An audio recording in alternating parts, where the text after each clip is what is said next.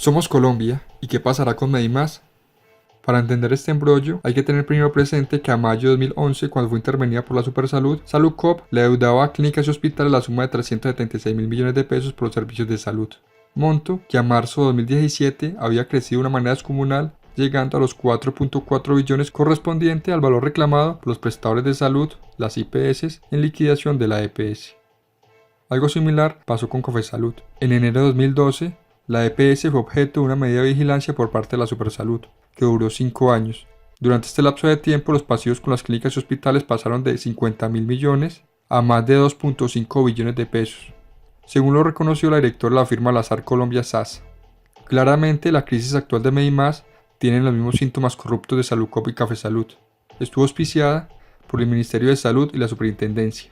Estos legislaron mancomunadamente para desfalcar los fondos de la salud del país sin importar la vida de miles de colombianos. El día de ayer, martes 27 de agosto, el senador Jorge Robledo explicó en el Senado las cifras del desfalco, como también los nombres de quienes permitieron seguir pasando fondos del Estado a los corruptos. A continuación les comparto parte de la plenaria. Como siempre los invito a sacar sus propias conclusiones, a dejar su opinión en los comentarios y a compartir este video. Sí, muchas gracias, señor presidente. Un saludo a todos quienes nos escuchan. El 30 de abril de este año, el Tribunal Administrativo de Cundinamarca ordenó deshacer el negocio de Medimás. Me voy a referir al caso Medimás, que es un caso de gran importancia. Esa, a mi juicio, es una de las decisiones más importantes que se han tomado, porque estableció que es mentira que los negocios entre las EPS sean negocios entre privados, en el sentido en que pueden hacer lo que se les dé la gana. O sea, lo que hace el tribunal, o sea, el Estado, es decir, ese negocio es un torcido tan grande que tienen que deshacerlo, y toma una serie de medidas que voy a explicar. Repito, esto es importantísimo porque es la plata pública de la salud la que estamos controlando. ¿Cuál es la historia de este desastre de Medimás? En 2010 la Superintendencia de Salud le impuso una sanción de 627 mil millones de pesos a Saludcop para que los devolviera, porque se los habían apropiado ilegalmente, se los habían robado, para no darle tantas vueltas. 627 mil millones a Saludcop de Carlos Palacino. En el 2012 la Contraloría, después de un debate que yo hice, llevó esa cifra a 1.4 billones de pesos robados y los ordenó devolverlos. La cifra cambia porque analizaron más años, y si analizaron la totalidad de los años, nadie sabe a cuánto se habría llegado. En este proceso se interviene en Saludcop, el gobierno interviene en Saludcop, pero los interventores del gobierno siguieron haciendo lo mismo que hacía Palacino. Para hacer corta esa historia, hoy ya hay sancionados varios de esos interventores. Supersalud, que fueron alcahuetas y permitieron que las cosas no se resolvieran y que se siguieran pasando al patrimonio de la EPS, la plata de la salud. Toda esta plata se perdió. Entre otras cosas se perdió porque aquí en este Congreso, con el voto en contra nuestro, se aprobó una ley que cambió el orden de prelación en los pagos de las liquidaciones en el caso de esto, y a esta deuda la volvieron deuda quirografaria, de forma tal que se perdiera y no se pagara. Esa fue una decisión del Congreso de la República de Colombia. Bueno, en el 2017 el gobierno pone en venta a Saludcop y a Medimás porque eran un completo desastre. Ya en ese momento se habían, digamos, absorbido ese par de EPS. Y resulta comprando, en mayo del 2017, compra esa empresa, o esas dos EPS, la compra Medimás. Como ganarse la lotería. ¿Por qué digo yo que ganarse la lotería? Porque resulta que le entregan 5.6 millones de usuarios, pero lo que le entregan de verdad, colombianos, no son los usuarios, es la plata que va pegada a los usuarios, o sea, la plata de la UPC, que equivalía en ese momento a 4 billones de pesos anuales. O sea, el negocio verdadero de las EPS no es la salud, el negocio verdadero de las EPS es administrar y hacerle ganancias a toda la plata del sistema de salud, que se acerca ya a los 40 billones de pesos en total. Bueno, a los de Medimás les pasaron 4 billones de pesos de este negocio en el que fue prácticamente la única oferente por ese negocio. La Procuraduría, hay que hacer ese reconocimiento, protestó radicalmente porque ese negocio se hubiera hecho así, porque esos compradores no garantizaban tener la plata, no tenían experiencia. Ese fue un torcido desde el primer día al que se organizó. Compraron con las facturas de las deudas que les tenían Saludcop y Café Salud, porque básicamente eran clínicas privadas las que se asociaron para hacer ese negocio. Con el doctor José Roberto Acosta demandamos en el Tribunal Administrativo de Cundinamarca ese negocio, y era tan bochornoso y tan torcido lo que estaban haciendo que de entrada nos dieron una medida cautelar para parar el negocio. Así de evidente era que no se debía hacer, además de la protesta de la propia Procuraduría. Lamentablemente la medida cautelar por presiones fue levantada y el negocio siguió. Fíjense ustedes que estamos hablando de la mitad del año 2017.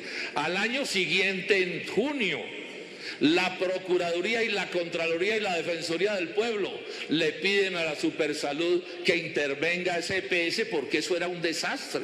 No se atendía a los usuarios, no se pagaban los compromisos que habían adquirido. La integración vertical era bárbara. Prácticamente toda la plata la contrataban con sus propias clínicas privadas, las de sus socios. O sea, una cosa absolutamente monstruosa, que fue lo que permitió hacer el Ministerio de Salud de ese momento y el propio presidente de la República, como lo voy a explicar, el doctor Juan Manuel Santos. Yo creo que este es uno de los mayores torcidos del sistema de la salud que hayamos visto, y todo el tiempo con los usuarios sufriendo lo que no estaba escrito. Se empezaron a retirar masivamente, pero por supuesto muchísimos se quedaron presos allí. En abril de este año, el 30, entonces, a esa acción popular que nosotros habíamos interpuesto, por fin le llegó una decisión ya definitiva, y a otra acción popular que otras personas habían puesto.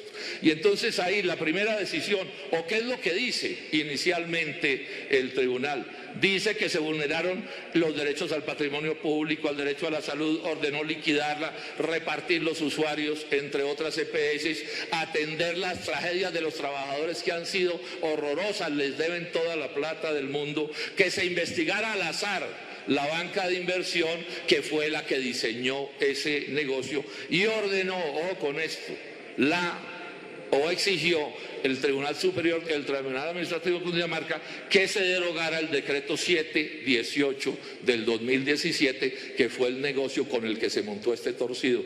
Cuento brevemente esta historia.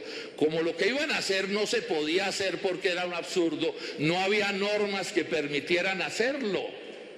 No había normas que permitieran hacerlo, pero mediante un acuerdo de la liquidadora, que es una empleada del gobierno, del Ministerio de Salud, de la Supersalud de esos días, del ministro de Salud, el doctor Alejandro Gaviria, y consultado con la Presidencia de la República, se aprobó este decreto 718 que les permitía hacer lo que no se podía ni se debía hacer, como los hechos han demostrado que no se debía hacer.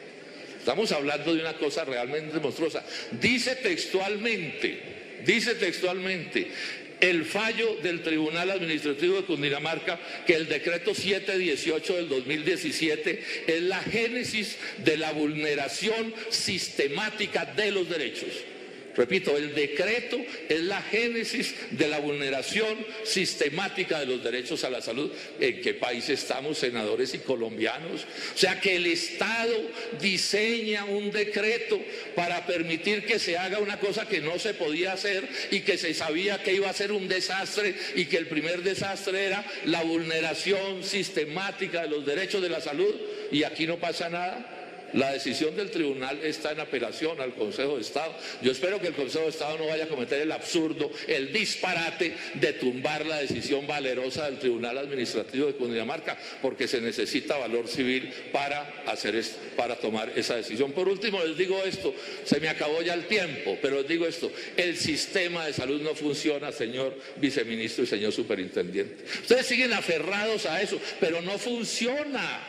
no funciona. Hoy la prensa está hablando de deudas de 24 billones, vamos para el colapso, se aferran tercamente a sostenerle un negocio a unas EPS que actúan con toda la irresponsabilidad.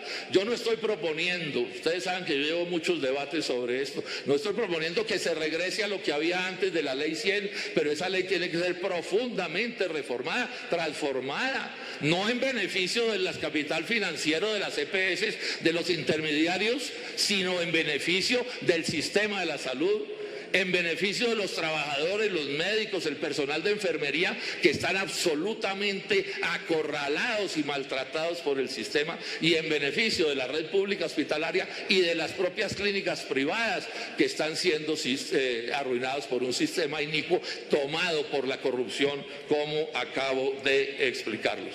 Muchas gracias, señor presidente. A usted, honorable senador.